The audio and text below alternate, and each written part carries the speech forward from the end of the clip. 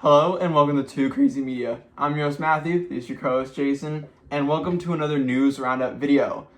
It's usually, again, we do these on Sundays, but we've done this on Monday the past couple weeks now. We've been, again, for some reason, just making plans on Sundays, because that's when we're most free, so we make plans on Sundays, and then we just don't have time for a video, so we say, hey, let's do it Monday, because we're free on Mondays, so... Monday videos might become a new normal for at least a couple more weeks, so we'll see. But yeah, welcome to a news roundup, where if you've never seen a news roundup from us before, basically we go over the biggest and craziest news from this past week in video games and sometimes movies as well that you need to know about. So yeah, we have a bunch of topics today, actually a good amount, like a lot of stuff to talk about. So we're just going to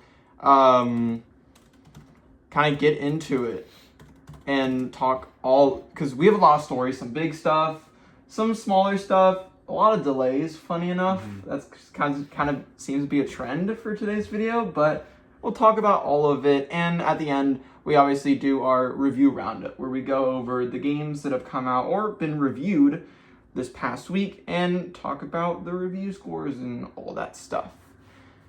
So that's what we are going to go over today, but I am going to start with, since we have so much to talk about today, let's just jump straight into it with our first news story.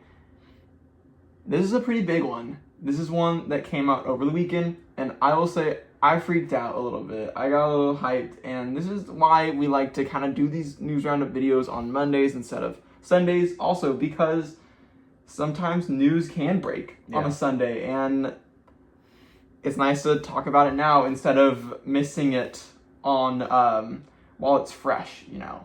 So let's jump into this big news, and that is God of War Laufey will release on February 16th, 2027, and it has received a release date. Pretty big. This was during God of War Laufey. They had a Comic-Con panel, because this past weekend was San Diego Comic-Con, which I'm sure we'll talk about it a bunch in today's video. I want to talk about this and maybe some other stuff, like maybe we'll talk about Marvel a little bit with their Comic-Con and our thoughts on some of those announcements, like, because usually when we talk about movies in these videos, it's usually Marvel and superhero movies. Yeah. So we'll talk about that, but yes, they had a God of War Laufey panel over this weekend, and they revealed the release date, February 16th of next year, so not too long from now. I can't wait. A couple weeks ago, we were speculating on when this could release. We talked about a news story where Sony Santa Monica had confirmed that this game would be physical copies sold, which meant that it would obviously be coming out before 2028. So we knew it was next year. We were kind of speculating when it would be out next year. I said first half. I was like, May would be the best time for this game.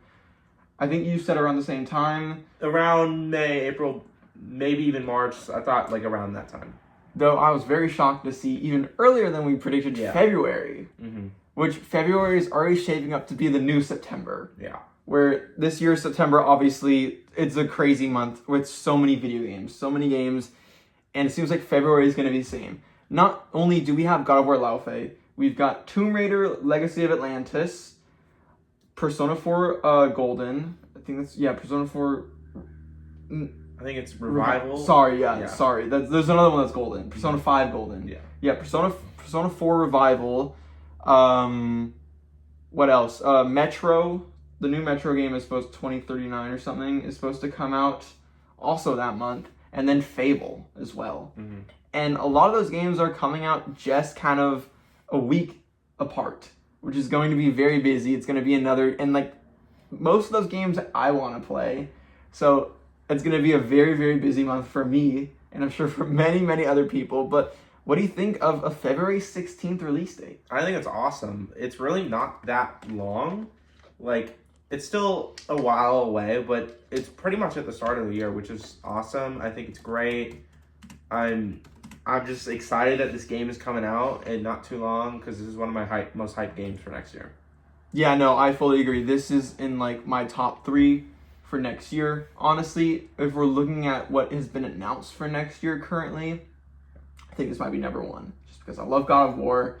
It's hard not to love it. They're fantastic games. I can't wait for Laufey. This game looks fantastic from what we saw at the last State of Play. It looked amazing, and just anything new God of War, I'm fully in for. And to have it come out this soon is a total shocker, but I'm very happy with that. I can't wait. And to be able to know that we're going to be able to get our hands on it even sooner than we thought is great news to hear. Yeah. And it just shows that hopefully Sony's going to have a big release calendar for next year.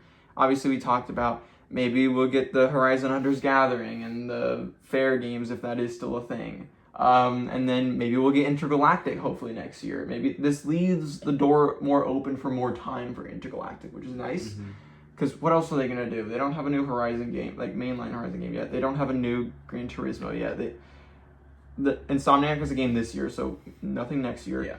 Maybe the next Astrobot game or a smaller Astrobot title. Yeah. We'll wait and see, but I'm excited to see what else Sony has for next year, because this is already like a massive game for next year, and I can't wait that it's February. That's awesome. But we don't just have one God of War news story. We've got two God of War stories. And the next one is the next Kratos-led God of War title will release after Laufey.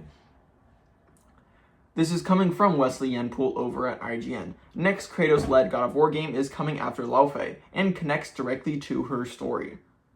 Santa Monica Studio head of creative Cory Barlog has announced that the next Kratos-led God of War game is coming after God of War Laufey and connects directly to her story. Confirmation comes from the God of War Laufey panel at San Diego Comic-Con 2026, which IGN reported on Live Here. No further details were offered at the panel, although God of War Laufey now has a confirmed release date, February 16, 2027. We have no indication yet when this Kratos-led God of War game will come out or which platform it is targeting, nor do we have confirmation of its title or its setting. During the panel, Barlog said of God of War Laufey that he wanted to see an extension and expansion of the world where the characters we meet are unexpected. Everything we are doing in the Faye game is a continuation of what came before and to set up and expand what comes next, he explained. Frank has been around since the beginning. It's interesting to see how to build this world out. Everything in the game is setting up for something so amazing. Yeah. I'll start with you first. Does this get you hyped for something new God of War? Obviously, we expected a new Kratos-led game after this. Those were not going to end. But are you more hyped? What are you looking for with a new Kratos game? I mean, this makes me even more hyped for Laufey because, I mean, it just kind of confirms that whatever happens in this game will connect to the next game, which we kind of assumed, but now it's basically confirmed. So that makes me even more excited for the story. And it also makes me extremely excited for the next mainline or, I guess, Kratos game. Yeah. I'm interested to see what they do because, the rumor for the longest time was Chinese and Egyptian mythology, but now that's Laufey now, it could be anything. We'll see. We'll see if it'll probably only just be one mythology since it's not like he's in an after. It's not like he's in, unless maybe that was I don't know. I think maybe it could be the same two. It might just focus but in their world, or it might just focus on like Egyptian mythology, which is what people think is thought it was gonna be. So this is awesome. Again, this is not really much of a surprise in the sense of we knew we were gonna get another Kratos game. A lot of people were complaining, I don't want a God of War game that isn't following Kratos as the lead, but it's like, why can't we just get this and then? Because then after we know we're gonna get a Kratos-led game, like. It's totally fine to get one that isn't led by Kratos because we just know we're still going to get it. The God of War Ragnarok in 2018 sold crazy, so obviously they're not going to stop that at all. So, this isn't much of a surprise, but still cool to hear. And like you said, definitely gets you more hyped for Laufey in terms of this is going to be much more important to the story of the whole overarching franchise than we thought it would be. And it's going to definitely set up the next game, which I'm really excited to see what it says, because probably that will tell us what the next game will be. So, very excited for that. Alrighty, now let's move on to the next story. Let's move away from God of War and move on to The Witcher, with The Witcher 3 DLC reveal date has been revealed. This is coming from Elijah Gonzalez over at Polygon. The Witcher 3 expansion gets first reveal in 1 month, CD Projekt announces. It seems we're quite close to getting our first real look at The Witcher 3 Wild's Hunt highly anticipated expansion, Songs of the Past. The DLC will be shown during Gamescom opening night live in August, which will be hosted by show creator Jeff Keighley. On Tuesday, CD Projekt Red took to X to announce The Witcher 3 Wild Hunt, Songs of the Past presence at opening night live, telling fans to mark their calendars for a glimpse of the expansion. They said on Twitter, "Our path to #Gamescom 2026 starts with opening night live. On August 25th, catch a glimpse of The Witcher 3 Wild Hunt, Songs of the Past during the show. Mark your calendars, watch opening night live on August 25th at 11 a.m. Pacific Time, 2 p.m. Eastern Time, and 8 p.m. Central European Standard Time." So yeah, this is pretty cool. It's nice. I still find it wild that we are getting a new Witcher 3 expansion from a game that is, I believe, over 10 years. It's like 11 years old now. It came out in 2015. Yeah. To be getting a new expansion for it 11 years later is wild. But it isn't the only game that's over 10 years old. You got up to, GTA 5. I mean, yeah. Just got a new update. True. So but GTA 5 was getting updates every year. We were seeing stuff every year. We haven't seen any new updates in The Witcher 3 in years. So to see something new from it is awesome. Obviously, I'm sure it will, kind of like how Laufey is going to set up the next Kratos-led God of War game.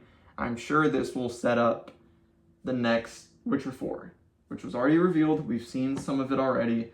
Hopefully that releases. Maybe this could mean that we're getting Witcher 4 next year. I know it's hopeful thinking, but maybe we could be getting this next year, and to kind of hold us until let's get the DLC this year, get us ready, get us hyped, kind of fill in some of the story moments, and then boom, lead us into the new game next year. We'll see. But this is really, really cool. Gamescom opening night live is shaping up to be a pretty fun show. Any thoughts on this one? I mean, this is really cool. I'm not the biggest Witcher fan, but I am very excited for opening night live, or Gamescom just in general, because I mean, Gamescom, I feel like, is always pretty solid every year, and it also is most likely where we're going to get our next news for Resident Evil Code Veronica. Hopefully, yeah. So, I'm extremely excited for Gamescom. Yeah, for sure. Alrighty. Yeah, very excited, and we will definitely have videos on the channel after Gamescom Open Night Live, kind of going over it, like we've done with all of the latest games live streams. Alrighty. Now let's move on to the next story. We're kind of moving through these stories a little quicker than usual, and that's just because we have so many topics to talk about. So, yeah, we're kind of just getting through them a little faster. Alright, topic number 4. A new free-to-play mobile DC fighting game has been revealed. This is coming from Sam Smith over at GamesBeat. Dropfake unveils DC mobile fighting game DCKO. Dropfake, a new studio founded by ex-Kabam developers, unveiled DCKO. This new mobile fighting game features a clash of iconic DC characters in 2-on-2 tag team battles across a variety of game modes such as PvE missions and, for the first time in a DC mobile fighter, real-time PvP multiplayer matches. Officially licensed by Warner Bros. Interactive Entertainment on behalf of DC, DCKO features pick-up-and-play arcade-style fighting gameplay that gets players into the action quickly while rewarding mastery and smart team composition, allowing advanced players to excel. Players assemble duos of DC superheroes and DC supervillains to chain devastating combos and perform tactical assists to defeat strong opponents. Batman, Robin, Wonder Woman, Constantine, Superman, and more legends join the roster, all playable in both single-player and PvP live multiplayer modes. I honestly haven't seen much of this game, to be honest. I've seen, like, the reveal trailer that they posted last week on Twitter. Is that really all there is? Mostly, yeah. I feel like I saw, like, maybe a little other, like, glimpse of, like, one match. Like, some gameplay match. Since you are the big fighting game person here, you are the big DC fighting game person, and just fighting games in general, what are your thoughts on DCKO? I'm going to be honest, I really don't care for it. And I think I've seen a lot of people agree that it's just not really exciting. Like, first of all, I feel like nobody really plays like mobile fighting games. It's not really the most popular thing. I feel like the most popular mobile fighting game ever was like that Marvel game. Contest That's of Champions. still, I think, gets updates. Like that game went crazy. I remember playing that a long time ago, but that's like the only one that I feel like has gone crazy. This to me just kind of looks like Multiverses, but just DC only. Like that's the kind of vibe I got. It's kind of like an almost similar art style too. Yeah. The gameplay also doesn't look that great from the small snippet. It seems like there's like zero combos, and it's like that's why I don't really like mobile games. And I don't really care for the game. I don't even be playing it, even though it's free to play. The thing that worries me about it is that because of this, I hope this doesn't affect a potential Injustice 3. If this is the reason why we don't get Injustice 3, I will be extremely furious. That would really I don't know what I'd do. I would be so mad if this is the reason why. I think a lot of people would. I personally don't think it's really going to affect Injustice 3 because I think they know that Injustice 3 would bring in a lot of money and they wouldn't just like tell NetherRealm to not make a potential big money maker. We're making a mobile game. So for a mobile game that probably won't last more than a month. So I personally don't think this will affect anything if they are making a Injustice game. But in terms of the actual game, I just don't care for it. What about you? I feel the same way. Obviously, since I'm not as big of a fighting game person as you are, I feel even less inclined to play this game. Maybe I'll check it out for free when it comes out, just to play one round, just play one match, and then get off, because I'm sure I probably won't enjoy it that much, since it is a mobile game. I don't really play mobile games ever. It's rare that... I never play mobile games. So, for the people who do enjoy mobile games, and I've been looking for some bigger titles, maybe this could be hype for them.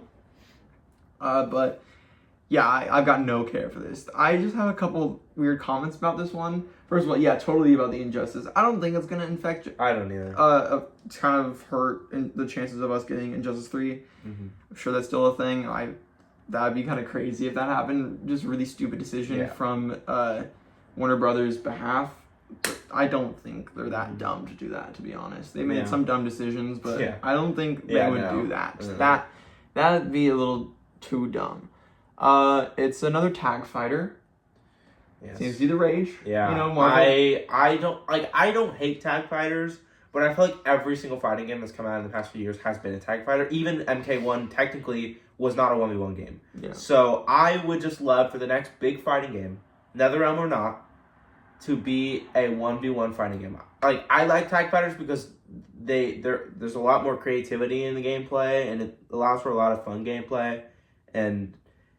But I honestly feel like as more tag fighters come out, they all start to kind of feel similar. And I honestly just want 1v1 games back. But that's just like for me. I'm not a big... I don't really like tag fighting games. I much more prefer just... let's not do a tag fighter. Like Marvel Tokon, the beta, the open beta was just this weekend. We both played it. We played around the same time, as much as the same time as each other, for a couple days this weekend. It was fine. I didn't like it that much, to be honest with you. Like, I was checking out to see, will I like it? Will I maybe want to pick it up? Because I have picked up a good amount of fighting games. Like, obviously, I play on the NetherRealm games, and I really, really, really loved the latest Tekken 8. That was like one of my favorite games of the year released. So I'm like, I always want to give each fighting game a chance. And to be honest with you, I didn't like it that much. I thought it was fun. I think there's more stuff I liked about Tokon that I didn't like. I think the art style, the look of it. I like the roster too. The roster is fantastic. I think the gameplay is a lot of fun. Like, I can see myself playing it for a while. But it just didn't hook me enough, really, to just... Again, it was a tag fighter, and I never find myself switching characters. I'm just constantly, like... Unless, like, the person I'm going up against online has, like, figured out, like, my... Like, if I'm playing as Doom, and I'm, like... I've got a strategy, and they've figured out my strategy, and I've been able to counter it, then I'll switch to, like, I don't know, Star-Lord, or Green Goblin, or something like that. Or Blade. I like Blade a lot in that game. But, it seems like every game is just going down the tag fighter route. So hopefully Injustice 3 won't be. I hope not, because I'd be pretty sad. That'd be really disappointing. And then I think also the final thing I want to say about DCKO, I think the name is really dumb. That's what I was gonna say. I think the name sucks Sounds like Dicko. Yeah, it sounds like Dicko. There should be like a space between it, like or something. But that would also look like Dicko. Yeah, like I think it's also just kind of like copying 2XKO, which Good point. wasn't that long ago. I didn't think about that one. Good point. It just is kind of copying 2XKO. Yeah, I good think point. the name sucks. That's But, very. I mean, I don't know what else I could have called it. Well, And obviously they can't call it Injustice. exactly. So. Well, will you be checking out DCKO? Did they give a release date when it was going I to don't launch? know, but I don't think I'm going to, as of now. Okay, yeah. Sounds good. Alrighty, on to the next story. Ubisoft promises more Ghost Recon news in August. This is coming from Chris Scullion over at VGC. Ubisoft promises more Ghost Recon news in August as Wildlands Definitive Edition info emerges. Ubisoft has confirmed that it will be announcing news related to the Ghost Recon series next month. In a post on the official Ghost Recon account on X, the publisher said an announcement would be made on August 6th. Quote, "It's been a while, Ghosts," the post said. "We know some of you saw some updates. We'll have more to say on the 6th of August when we celebrate the 25th anniversary of Ghost Recon. Intel coming soon." While no more information has been given on the nature of the announcement, it may relate to a new edition of Ghost Recon Wildlands reportedly spotted over the weekend. A user on the Ghost Recon Wildlands Reddit page posted an image they saw on their Xbox dashboard, promoting a new definitive edition of the 2017 game. A definitive edition of the game has now started appearing on certain regions of the Xbox and PlayStation stores, but it's for Xbox One and PS4, and it appears to have been quietly released earlier this month. The dashboard promotion shared on Reddit refers to a major update, which includes the addition of a new mission called Last Rites and support for 4K and 60 FPS gameplay, implying PS5 and Xbox Series X and S support. Alrighty. This one is interesting. This seems to be following Ubisoft's new plan of re-releasing old games, whether it is through bigger remakes or just sort of definitive editions that they've been doing, just because that's kind of a tried and true way when you're really tight on cash right now at the moment, like Ubisoft is, and not doing too well and need just some cheap for sure hits. Then this is definitely a good idea in the sense of Ghost Recon Wildlands. When you ask a lot of people, what's the favorite Tom Clancy game? What's a game you look back on with a lot of fondness? A lot of people will say Ghost Recon Wildlands. I enjoyed Ghost Recon Wildlands when it came out. I played a ton of it. I still find myself sometimes even going back to it. I really like Ghost Recon Wildlands. It was definitely better than Breakpoint. Mm-hmm. That's for sure. I definitely won't be checking this out because I don't need the 4K. The 4K 60 FPS is good. That's cool. And also you get all the stuff, the content that came with the game following the release, plus a new mission. That's cool. But yeah, any thoughts on this one? I think it's weird how they're doing a definitive edition for a game that came out in 2017. But yeah, I mean, that's really all I can say about this because I have never played the Ghost Recon games and I'm not looking to because there hasn't been a new one in a long time. That's fair. So yeah. Yeah, no, I'm sure this will sell well because at the end of the day, this game. I mean, the COD. I think the re-releases of Black Ops 1 and 2 really just proved it. Yeah. That and they did nothing. They didn't change anything, and yeah, at least there's some new content with this. So we'll see. Exactly. Even if it is just one new mission. Yeah, at least they tried. And 4K 60 FPS, mm-hmm. which is nice. Yeah. But yeah, so we'll see, and we'll see it maybe with this whole August 6th thing they're doing, revealing this. Maybe we'll see a teaser for the new Ghost Recon. I hope so. We know that is coming. We've heard there's been many rumors and leaks about it, including it's going to be first person instead of third person, and it's going to be moving into much more of a tactical, realistic range, kind of trying to be a lot like an open world version of like Ready or Not, if you know those games, mm-hmm. like the really tactical body cam games, like open world, but still Ghost Recon that we know and love. Yeah. Just open world now. So yeah, that's pretty cool, and I'm excited for that. So hopefully we get a little teaser of that as well. Yeah. Yeah. Alrighty, let's move on to the next news story. We're talking about Fortnite. Fortnite's next season could be based on popular video game characters. This is coming from Chris Scullion over at VGC. Fortnite's next season could be based on gaming legends, including Sonic, Kingdom Hearts, and Persona. Fortnite's next season could be based around other video game characters. That's according to a number of Fortnite leakers, including HypeX, who believe that Fortnite Chapter 7 Season 4 will have a Gaming Legends theme. The current season, which is titled Runners, has focused mainly on the game's official lore, but its battle pass still included a crossover skin featuring John Wick. Now leakers believe the next season, which is set to start shortly after Season 3 ends on August 19th, will be mainly focused on characters from other video games. According to HypeX, the following collaborations have either been leaked or confirmed to be coming to Fortnite: Sonic the Hedgehog, Kingdom Hearts, Vampire Survivors, Ember and Blade, Colonel Hearts, Cacao Games. Fortnite leaker Sam Leaks also posted on Tuesday that Persona would be arriving in Fortnite's next season, saying this lent more credibility to the theory that it will be a video game crossover themed season. HypeX also said Crash Bandicoot, Mega Man, and Marvel Tokon were rumored to be coming to Fortnite soon, but couldn't yet confirm this, and so didn't count them in their list of leaked or confirmed crossovers. Alrighty. What are you thinking? Since you are the Fortnite fan out here, or still the avid Fortnite player out of the two of us, what are your thoughts? Yeah, so, I mean, this is interesting because we don't necessarily know if it's going to happen yet, but usually when HypeX or, like, the most credible leakers leak a season, like, months in advance, it usually comes true in like, some way. Okay.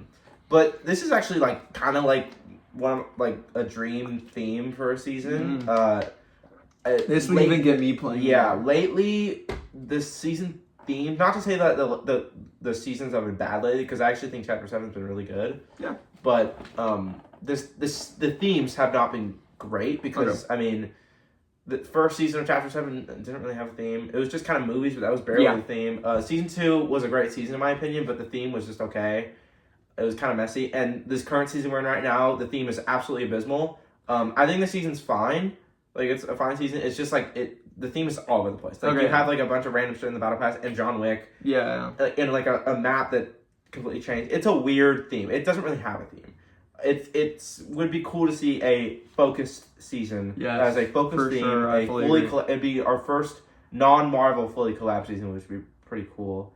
The list of so far leaked ones is pretty cool. A lot of, obviously, well-known things like Sonic and Kingdom Hearts is awesome. Yes. Getting Kingdom Hearts in the game is pretty crazy. Yeah. And a lot of, like, smaller games, which is, like, honestly, like, good for Epic. Very cool. Like, I see also Crash Bandicoot. Oh, yeah, Crash Bandicoot. Vampire Survivors. Mm-hmm. Yeah, awesome, pretty cool. Obviously, I think this is going to be... Persona's also rumored, which I think is probably Battle Pass. Mega Man, I think there's going to be a lot more. How are they going to do Sonic skin? They can do it. They can do it. Or he's a sidekick. I mean, they'll find a way. Yeah. But I hope that, other than the obviously ones that have been leaked, I hope that they choose other good Gaming Legends to add. I personally, want Resident Evil to finally come back and get more. Yeah. But there's also so many other gaming, like, IPs that I would love to see. I would love to see GTA. Yes. Which, with GTA 6, I mean, at the end of the year, and this season 4 usually go until November. I feel like it would just kind of work very well. Yeah. And there's just a lot of other huge games. They've been doing a lot of Gaming Legends. Yeah, they said at the start of the chapter that they are aiming to do over, like, I think 100 Gaming Legends collabs, and so far they've kind of stayed true to that. There's been a lot.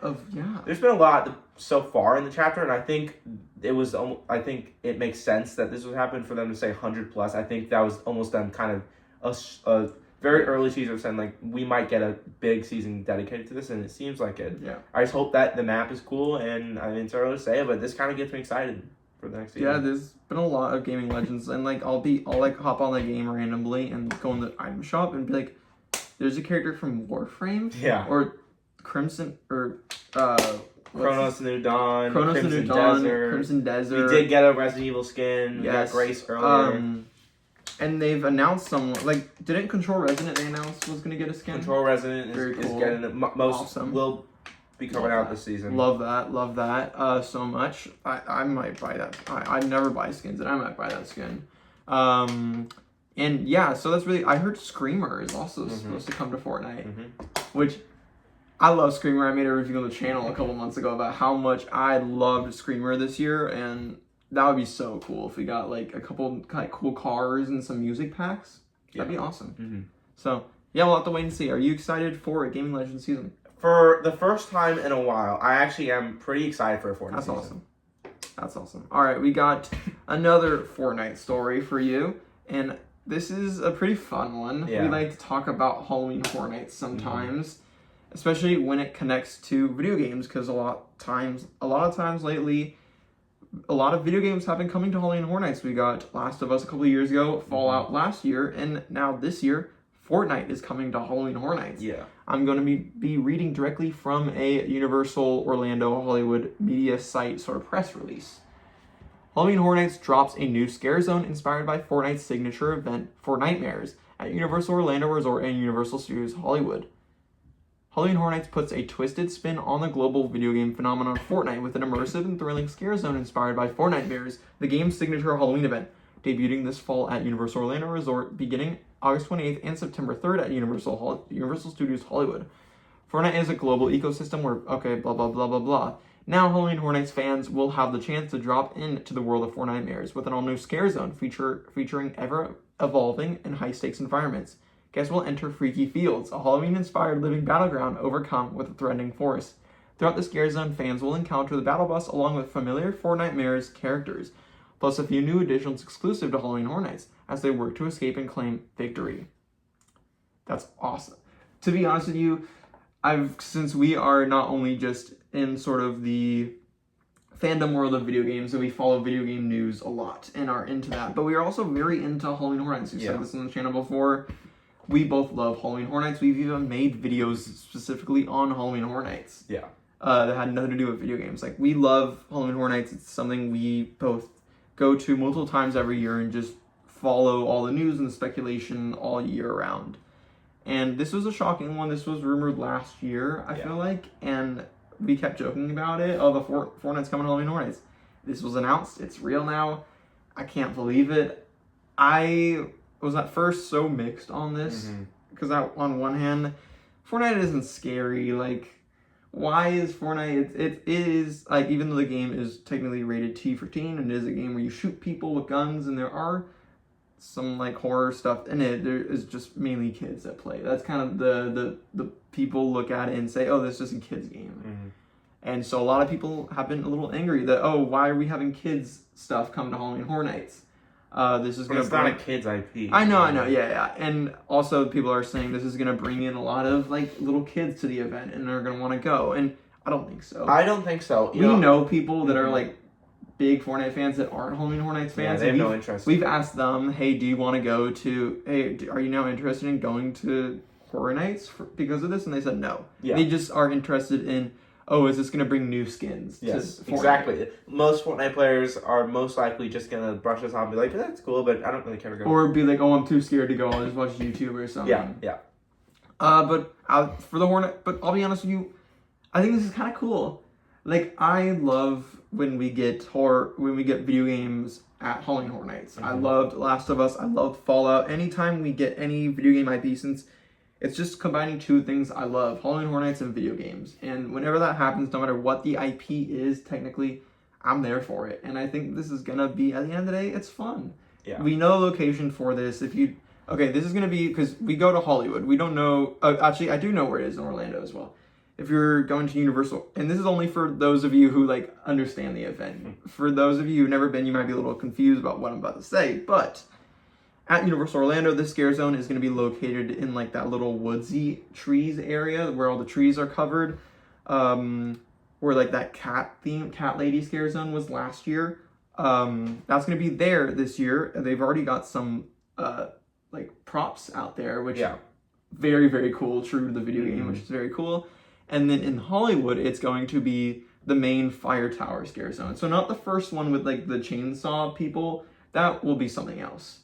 But when you walk in over past the chainsaw scare zone, wherever that will be themed to, where the fire tower is, that's where the scare zone's going to be. I don't know how I feel about it being the fire tower. I think I'm kind of disappointed about that. I think the fire tower should be the scariest. Which means... Because that's, like, the opening ceremony. That's where you walk in. That should be the scariest part. Which means that this is gonna probably be the opening ceremony is gonna be based off of Fortnite, because usually the opening ceremony is based off of what is the theme of that scare zone right there. See, that's a little... Like last year we got, like, the carnival. Yeah, that's a little disappointing to me. Like, I think the opening the scare zone in the fire tower that is the opening ceremony usually should be scary because that's just like kind of the point. Look, I think this will be scary because at the end of the day, no matter what the IP is, people will be scared. Yeah, people are jumping at this you. should be when you first walk in The chainsaw. where the chainsaws are. I think that works more.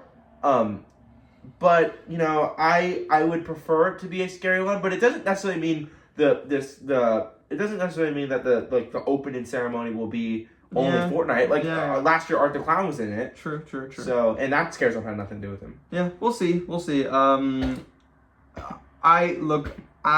be funny to see. I'm sure it'll be fun. I'm sure the costumes are going to be very cool to see. Yeah. Because at the end of the day, it's not Epic Games who are planning this scare zone. It's the Halloween Horror Nights team. And Epic Games has not even acknowledged exactly, and the Halloween Horror Nights team has knocked it out of the park with everything. So I've got full faith that this is going to be awesome and still scary and still really cool. Yeah.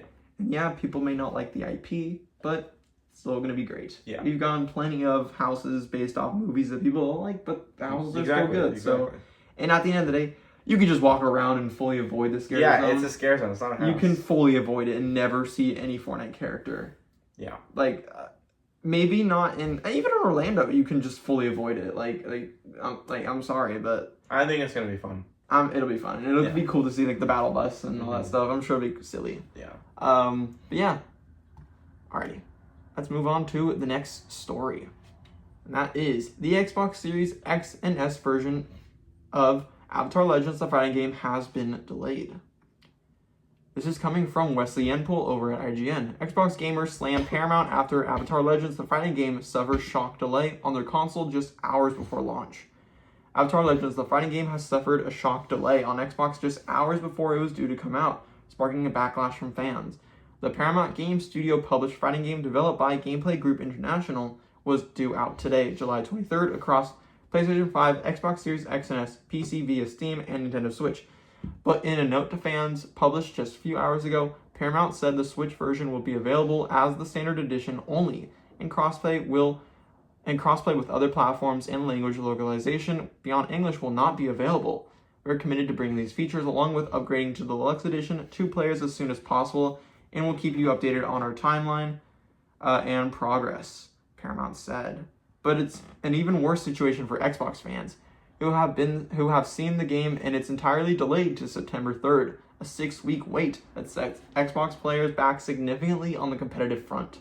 Paramount failed to say exactly what the issue was, speaking in vague terms to say it was due to unforeseen circumstances on a back-end feature. Quote, for the Xbox community, we are forced to delay the release, Paramount said. Due to unforeseen circumstances on a back-end feature, we will now launch by September 3rd. Existing pre-orders will remain active and will not be canceled. I'll start with you since you're making that face already. This is rough. Yeah. Like, this is really rough. Like, I saw this, like, obviously a few hours before the game came out. I was like, oh my god, like, that is really bad. Because, like, this game, like, for Xbox players, like, oh my god, they have to now wait till September.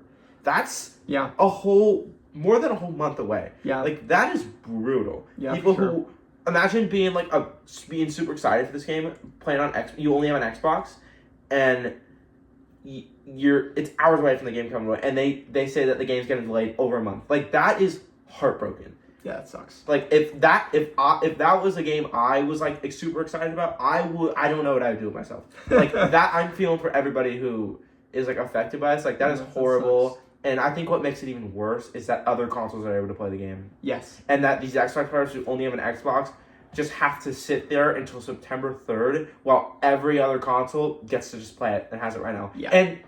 And like, even Switch doesn't even have language options or a deluxe. Like, what the hell happened? Like, this is brutal. And not only that, there's no crossplay. There's no crossplay on any edition? On anything, anywhere. Not even on PlayStation? Not even on PlayStation, no crossplay.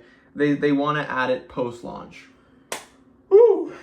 Yeah, no, we'll talk about... Well, I mean, they're not the only fighting game who did crossplay post-launch. Mortal Kombat 1 did that too, and NetherRealm, that didn't end well for them, so... We'll talk more about Avatar Legends, the fighting game, the actual game itself, and what people think about it at the end of the video when we do our review roundup. But, yeah, exactly what you said. This sucks. This is such a messy terrible thing to happen for all the people, the fans of this game that bought it on Xbox that now have to wait till September 3rd. I feel for them. That sucks. It's over a month away. Like, I feel for them fully. Like, that is rough. That's the worst. Like, imagine that happened with Resident Evil Requiem, and all of a sudden they delay. And this was hours before. This wasn't like a few weeks before or like a week before. This was hours before the game released. And imagine you were waiting the last couple hours until Requiem launched, and all of a sudden they came out saying, hey, everyone on PlayStation and PC and Switch, you can go ahead and play the game, have fun. But Xbox players, you gotta wait a whole month. Yeah. I would probably throw myself a building. Yeah. So I understand how these people are probably feeling. This sucks. So, totally feel for all the fighting game community out there who that are on Xbox. Xbox who were excited to play this game, and hopefully, hopefully all the other stuff, like they're only being standard edition on Switch and no crossplay. Oh no, I think it's just Switch. The Switch version is no crossplay. Okay. Still bad. It's still not good, but at least it's not like everywhere. That still sucks because you're paying for the same price for a game with less content, less stuff. You're paying the same price as everyone on PlayStation is and everyone on Xbox, but you get less features. That sucks. That is the worst. Yeah, this sucks. This sucks. What a way to screw up a game launch. Yeah. What a way to screw up a game launch. Yeah. Any more thoughts on this one other than this just fucking sucks? Yeah. Yeah, this is a rough one. Alrighty, let's move on to the next story. And this is a little more of a fun one, not a disappointing one, and that is a new trademark for Kingdom Come Salvation has been filed. This is coming from Dave Aubrey over at VGC. Kingdom Come Salvation trademark filed in the EU. A new Kingdom Come game could be set for an announcement if a recently filed EU trademark is anything to go by. Trademark for Kingdom Come Salvation has appeared on the European Union Intellectual Property Office website, filed by Warhorse Studios in Czech. A logo has also been included. Under goods and services, we can see that this trademark applies to computer gaming software and entertainment services for matching users with computer games. Computer gaming software seemingly indicates that this is a video game and not the upcoming Kingdom Come live-action movie. Yeah, this is pretty cool. It's always nice. It's always fun to see leaks come from just game filings and stuff. Yeah. And I feel like there was a story earlier this year we reported on where the head of Warhorse Studios said they were working on not only a movie live-action film, but multiple Kingdom Come games.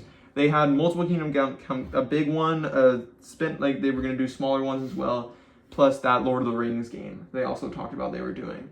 So this seems to be this is definitely going to be a smaller title, for sure. We just got Kingdom Come Deliverance last year, so it would be insane to get a new game just a year or two after. I think this is for sure a smaller title. Who knows what that's going to entail? I can't even predict what it's going to entail, because who knows what that's going to be? We've never seen a smaller focused title from the Warhorse when it comes to Kingdom Come. But I'm sure this will be a big hit. I'm sure a lot of people are going to be excited for this one. And honestly, I wouldn't be shocked if we see a reveal at Gamescom opening night live. What are your thoughts on this one? I mean, this is cool. Yeah. I think the name's kind of cool. That's really all I gotta say. I mean, I haven't really played these games. I don't know much about them, but I mean, cool. When do you think we'll get a reveal for this? I think Gamescom for sure is honestly not a bad prediction. Do you think this is this year or next year release? Next year. I hope next year. We have too many. We need to stop with giving dates for this year for games. Let's fully, and maybe let's avoid February. If it is next year, let's look. January is open. The only game we have so far is Stranger Than Heaven. March we have nothing, I don't think. Then April and beyond we have nothing. So yeah, let's do it not in February, please. Yeah, this should be really cool. I'm excited to see this game and what it actually is. Yeah, that's awesome. Alrighty, let's move on to the next story. Another delay, but not as, I'd say, catastrophic as the Avatar one. Tomb Raider Catalyst has been officially delayed to 2028. This is coming from Chris Scullion over at VGC. Tomb Raider Catalyst has seemingly been delayed to 2028, according to Amazon's gaming lead. Tomb Raider Catalyst appears to have been delayed to 2028 according to a recent interview.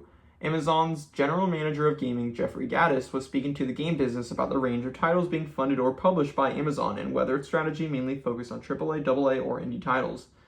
Gaddis replied that his strategy involved all of those and gave examples of this, at one point mentioning Tomb Raider Catalyst and saying it was coming in 2028, something that hasn't been officially confirmed yet. It's, quote, it's all of those, Gaddis explained, from what we call game night games, which are those phone as controller games, which I think of as, single A games that are in the single millions of dollars to develop all the way to AAA. Obviously, we've announced the two Tomb Raider titles. Atlantis comes February 12th of next year, and then we'll follow on in 2028 with the next one, so we're excited about those. There are some other AAA things that are in various stages of discussion right now. Alrighty. As of now, Amazon's last official word on Tomb Raider Catalyst is that the game is planned for release in 2027, so either Gaddis misspoke or he was referring to a delay that has not yet been officially announced. This one doesn't shock me at all, this delay. It was originally supposed to come out, obviously, in 2027, but the one before, Tomb Raider Legacy of Atlantis, which was going to be a remake, which is a remake of the original Tomb Raider, that was originally supposed to come out this year and then got delayed to February 2027. So, and obviously they aren't about to announce their two big Tomb Raider titles in the same year, even if they are many, many, many months apart. So I definitely I'm not shocked that this is delayed to 2020, and I think this is for sure a real thing. Yeah. He's not just I don't think he misspoke. I think this is for sure a delay, and honestly, this just gives them more time because they had to delay Legacy of Atlantis. Yeah. So you know what? They always said they were going to do a year apart. So yeah, now they can still do a year apart, and it just gives them an excuse to have even more time to polish the game, which is great. Mm-hmm. Yeah, and if you don't know, Tomb Raider Catalyst is the big AAA, the big one that isn't a remake and instead a fully new Tomb Raider game that is open world, which is very new for the franchise. What are your thoughts on this delay? I mean, yeah, this makes sense, like you said. I'm not surprised by this. It makes a lot of sense to have one game release next year and then in 2020. Don't release both your eggs in 1 year. Yeah, I think this is smart. Unfortunate, but smart. Oh, yeah, for sure. Are you interested in either Legacy of Atlantis or Catalyst? Because you played some of the past Tomb Raider games and enjoyed them, I feel like. I played the Tomb Raider, and then I made it like almost halfway through the second one. Rise, I think. Yeah.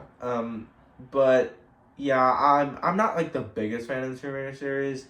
Maybe I'm not so curious about the remake. But like a completely new one though, like that kind of an open world. Yeah, that kind of is interesting. I'm excited for both. I've played all three of the recent Tomb Raider trilogy. I enjoyed them. Hasn't been a while. It's been a while since I played them, but I like them. And yeah, I'm definitely gonna check out Legacy of Atlantis when it comes out, and I'm definitely excited for Catalyst to see some open world. So yeah, not shocked about this delay, not at all. And don't think it's too bad anyway, since we're getting a Tomb Raider game anyways next year. So yeah, not the worst thing in the world. Alrighty, now let's talk about our next news story. And that is a remake of Final Fantasy VI would need 4 or 5 games to do it justice, says Yoshi P. This is coming from Chris Scullion over at VGC. Final Fantasy VI remake would need 4 or 5 games to do the story justice, Yoshi P says. Final Fantasy XIV director Naoki Yoshida, aka Yoshi P, has explained why a Final Fantasy VI remake isn't necessarily feasible without it becoming an even larger project than the Final Fantasy VII remake was. Yoshida was on stage at the Final Fantasy XIV Fan Festival in Berlin, where he was discussing the series with fellow director Naoki Hamaguchi, who directed the Final Fantasy VII remake trilogy. Hamaguchi was asked which game would be the biggest influence on his life. He answered that it was Final Fantasy VI, but also warned that every time he says this, it results in stories saying he's going to remake it, when that isn't the case. Quote, I've given this answer to a lot of media interviews, and it is also a Square Enix title, so apologies for that, but Final Fantasy VI is the reason I wanted to work in games, so that always has a special place in my heart, Hamaguchi explained, via a translator. But every time I give that answer to a journalist or someone, the next day there's an article saying Hamaguchi will be remaking Final Fantasy VI, so I also say no, I am not, at the same time, he joked. Yoshida then explained that while there may be an appetite for from players for a Final Fantasy VI remake, The work involved in such a project would be immense given the scale of the game. Quote, of course I understand the feelings of the players, but you've got to think about it, he explained. Look at Final Fantasy VI. It's such an incredibly huge game. The scale is just immense. And the same applies for other titles like Final Fantasy VIII and Final Fantasy IX. Addressing Hamaguchi, he added, so of course, now, since you're working on the Final Fantasy VII Remake series, I do get that people would be asking for remakes of other titles. But if we did remake those other titles, we'd probably end up having to release them in 4 installments, or maybe even 5 installments. End quote. Yeah, this one is really interesting. We've even kind of, not fanned the flames of it, but even kind of talked about, I'm sure after Final Fantasy VII Remake, we get another Final Fantasy VII game remade, since that was such a tried and true method for them. But maybe not. Though I will say, if we did, I've never played, the only Final Fantasy games I've ever played are 7 and 16, so I can't really say anything to agree or disagree. I'm sure, though, yes, I'm sure 6 and 8 and 9 are massive enough where they have to be more than 3 games. But I've never played them. But just with how much I love, Final Fantasy VII, the remake trilogy, or at least the first 2 we've gone so far, is like in my top 4 favorite games of all time. I've just fallen in love with this world and these characters and everything about the story. I love it so much. And like, if they did ever do a remake of 6 or 8 or 9, I would play them in a heart. I would be so excited for them, just to check them out for the first time, just to be able to play them for the first time ever. What are your thoughts on this one? I think this was kind of funny because it's like, I don't know that much about this franchise other than like 7. Yeah. And I always thought 7 was like obviously a very huge game because it's got 3 parts. Yeah. And some DLC too. Mm-hmm. But the fact that like 6 has like needs like 5 or 6 parts is like kind of crazy. It's like, oh my god, maybe FF7 isn't even that big compared to the other ones. Like, jeez, like how big are some of these Final Fantasy games? Yeah. And why isn't 7 bigger than that? I would think like what? So yeah. Do you think, even though Yoshi P says this, do you think? I think he made his point with what he said that he's not remaking this. Okay, that's fair. But then what do we get after 7 remake? I don't know. I know that like the popular theory is that they're gonna remake 10. That's like he a did lot not of people. mention 10. Yeah. He only said 6, 7, 6, 8. Sorry, 6, 8, and 9. He didn't say 10. Yeah, I know it's like a lot of people want 10 to be remade. 10's the one with the soccer or like soccer-like game mode that I know everyone loves. So. I don't know anything about. Yeah, I just 10, know that, and it's like takes place on like a beach a lot of like times. Yeah. I mean, I like 7 a lot, so I'm kind of down for any remake as long as the gameplay is like similar enough. Because I think the gameplay is fantastic, and Yes, yeah. No, I fully agree. There's not much to say on this one other than it's interesting. Hopefully, I hope they don't stop with the Final Fantasy remakes after 7 Revelations. But if they do, and maybe they'll move on to Final Fantasy 17. But I'm sure there's a separate studio working on it. Like they had a separate studio working on 16 while they were doing the 7 remakes. So we'll have to wait and see what comes next for Final Fantasy after Revelations. But look, honestly, with how I'm there. Any Final, whether it is 17 or a new remake, I'm there day one. This franchise has sold me and hooked me in. So yeah. Now, final thing we want to talk about before the review roundup, and this is not necessarily a news story, but more so we want to talk about, and that is Marvel Comic-Con. Last week we did a whole discussion towards the end of our video on the Doomsday trailer. We kind of went over it and our thoughts, gave our thoughts on the Doomsday trailer. And now, just this past Saturday, we had the Marvel Comic-Con panel, the big one of the weekend for Comic-Con. So we're just going to kind of go over the announcements and talk about each one. The first big one was Ghost Rider. They're doing a Ghost Rider movie starring Ryan Gosling as Ghost Rider, directed by Sean Levy, who directed Deadpool and Wolverine. What are your thoughts on that? I mean, obviously, Ryan Gosling as Ghost Rider is great because he's the one who's wanted this role for years.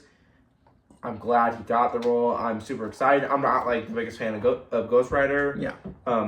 But I'm a big fan of Ryan Gosling. So I feel the same way. Excited for this movie. Yep. I know a lot of people aren't very happy about Sean Levy being the director, but I mean, come on, like he just did Deadpool and Wolverine. I thought that was a pretty solid movie. $2 billion. It made $2 billion.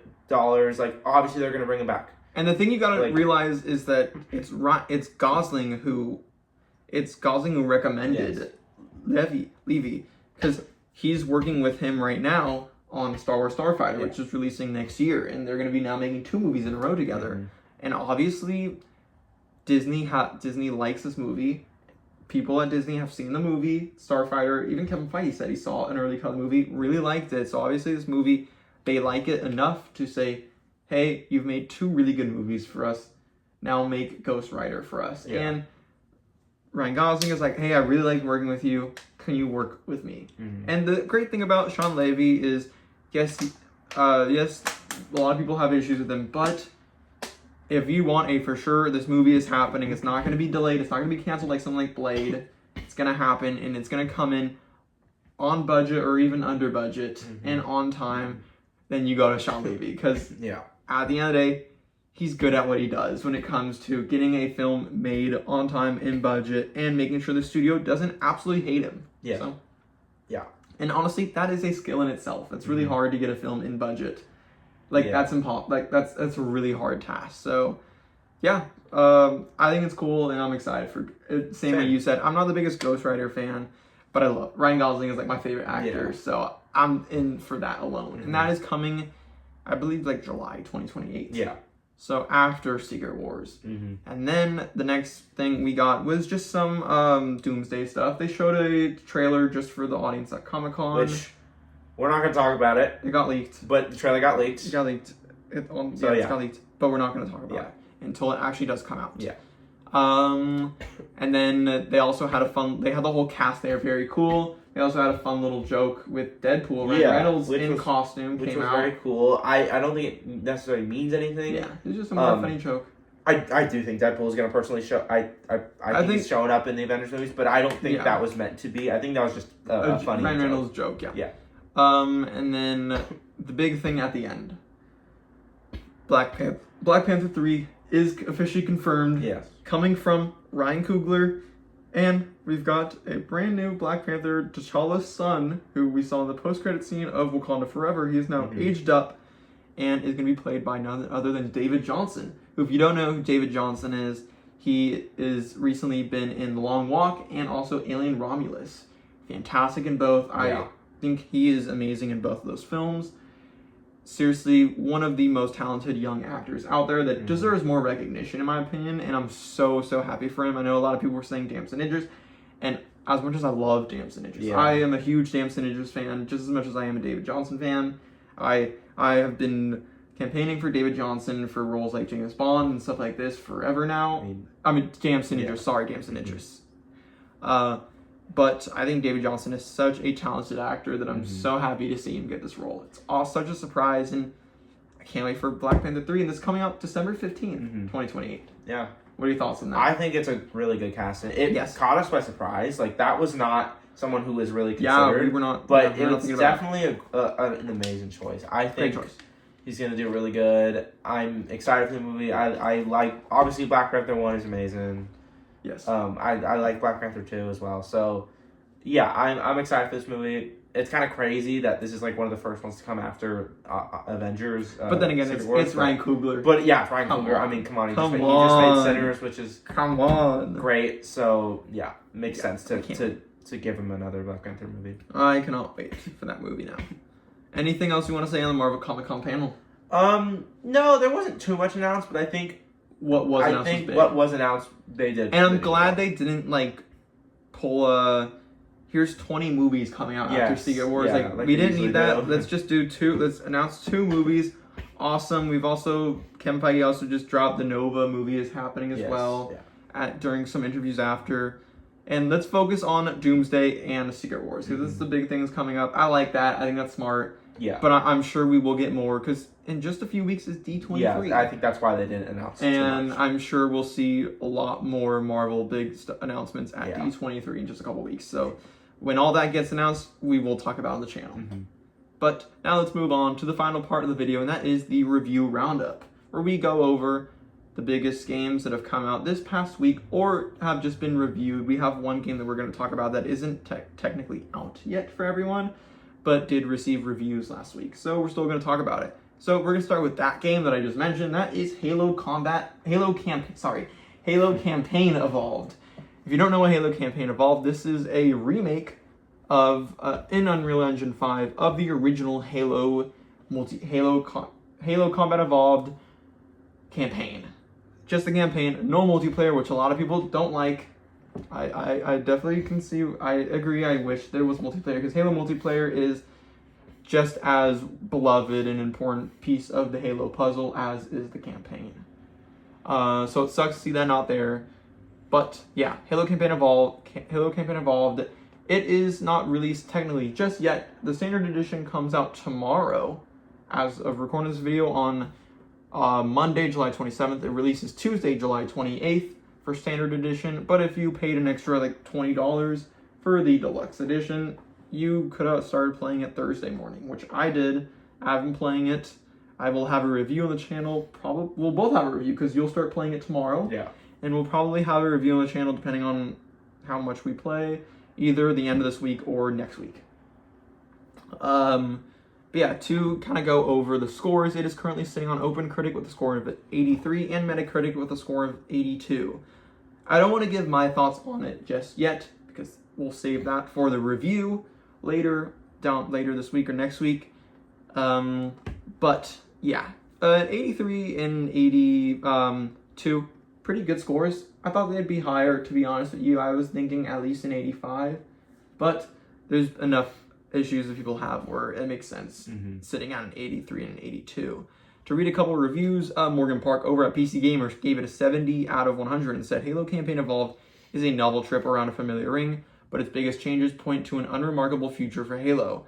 Dom Pepiat over at Eurogamer gave it a 4 out of 5 and said, Halo Campaign Evolved is more successful at being a reinvention of an FPS classic than it is a reproduction, and it didn't, and that needed be a bad thing. Michael Hyam over at IGN gave it a 7 out of 10 and said, Halo Campaign Evolved speaks to the series' timelessness and adds a decent set of new missions, but it's mostly a lean retread that's more of a test run for its future with Unreal Engine. And yeah.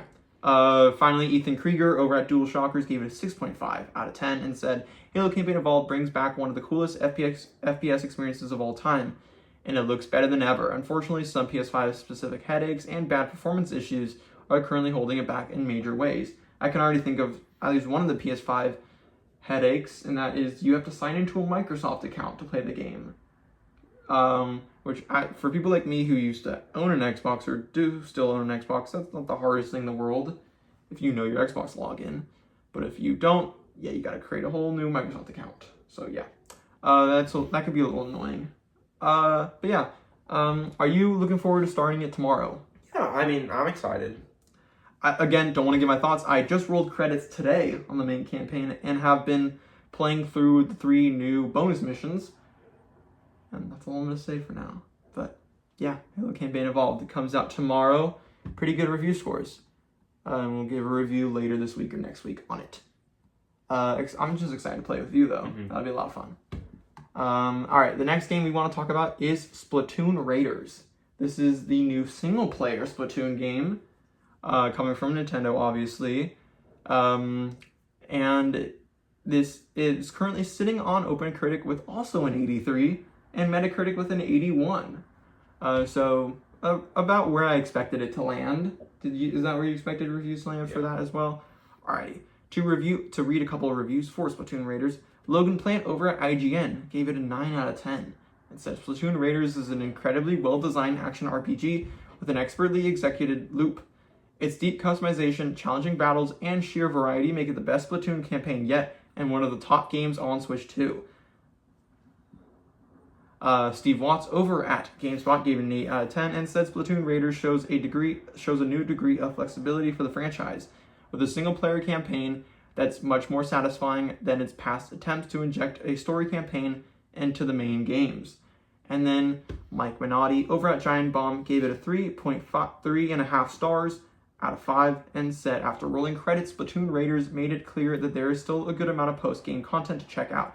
I just don't feel much of a drive to play more. I had fun drowning all those salmonids in ink, but just like them, I've had my fill. This is a game that neither of us have checked out or probably will check out since we both don't own Switch 2s. But I've watched gameplay, I've listened and read reviews. Yeah, people are enjoying it, especially Splatoon fans. I've heard, I like listening to KindaFunny's review of the game. I know Andy, who's a really big KindaFunny fan, said that he really, really enjoys the game and is really, really obsessed with playing it, has played a ton of it. But two big things he doesn't like about the game is that the two big things about Splatoon that he loves so much is the music and the fashion. The music, always they have their own like music bands in the game, and like in-universe bands that make different music and different genres and multiple bands, and that's all very cool. But none of that, the music kind of sucks in this game, he said, which is a huge disappointment. And also, he says always a big thing in all the Splatoon games, the outfits you can wear, the fashion always kind of is a big part. In this game, the only things you can wear is like a crop top. There's like 90 different crop tops in this game, and that's about it. So yeah, I've heard mostly positive things, but some mixed. But yeah, still pretty cool. And then finally, our final game that came out this past week is Avatar Legends, the fighting game. We talked about this earlier in this video about the terrible, horrible delay on Xbox. But currently on OpenCritic, it is sitting at an 81 and a 79 on Metacritic. Were you expecting those reviews? Yeah, about that. Honestly, I was expecting it to go down after those, but I guess not. It's still staying up there. I have to read a couple reviews. Let me pull it up. Mitchell Saltzman over at IGN gave it an 8 out of 10 and said, despite some puzzling omissions and a lackluster story mode, Avatar Legends is a fighting game fan's dream. With a diverse roster, an incredibly flexible combat system that rewards precision and creativity, and some of the coolest looking combos around. George Foster from The Gamer gave it a 4.5 stars and said, for a long time, Avatar has felt like a poisoned chalice when it comes to video games. But Avatar Legends, the fighting game, proves that it's been a perfect fit all along. Even with it being on the smaller side, the fantastic and very Avatar combat mechanics, gorgeous style, and love for the series make it a fighter that's going to be very hard to top.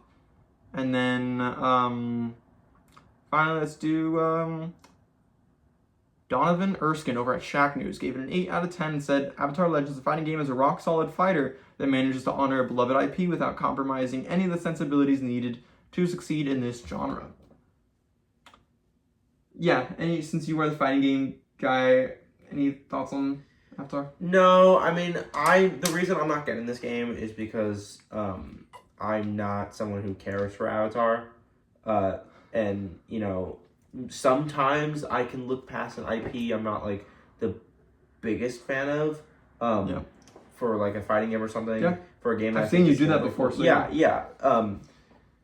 But I think for this one, I'm not really feeling it. Seems a little small. And, yeah. It's like, yeah. Mm-hmm. No, I totally get that. But still cool that people are liking it, even though it's got a lot of issues, obviously, and some content that should have been there that isn't at The launch. thing is that it's cheap, but still. Exactly. That's exactly. And I'm glad people are enjoying it, though. And I'm glad the Avatar fans finally get a good game. Because they've been waiting a while, and every single other Avatar game and movie has been a total stinker. Yes. So finally they have something good. It's nice to see that. But yeah, that is going to be all for today's video. I think we covered it all. Yeah. Awesome. Well, if you have any comments on any of the topics we talked about today, put it down in the comment section below. Also, if you are playing any of the 3 games we just mentioned, also let me know your thoughts. Obviously, we're going to be doing a review sometime soon for Halo Campaign Evolved, but have you been playing Splatoon? Have you been playing Avatar Legends? Let us know in the comments below what you think about the game. And that's going to be all for today's video. Stay tuned for this week. We may or may not have a video tomorrow. We'll see. We may have something going on tomorrow. Well, just have to wait and see. But some videos I do want to do. If we don't, we'll definitely have a video on Thursday at least. And some videos I definitely do want to do this week, other than a Halo review, is our big, we do this at the end of every month. That is every game coming out in August. I want to go over, I've done it for every month. It's one of my favorite videos to do every time. And we had a lot of fun doing it last month, even though there weren't too many big releases this month. But next month finally starts the craziness of fall releases. So We'll have a lot of games to talk about in that video, and so stay tuned for that this week, and Halo review sometime soon.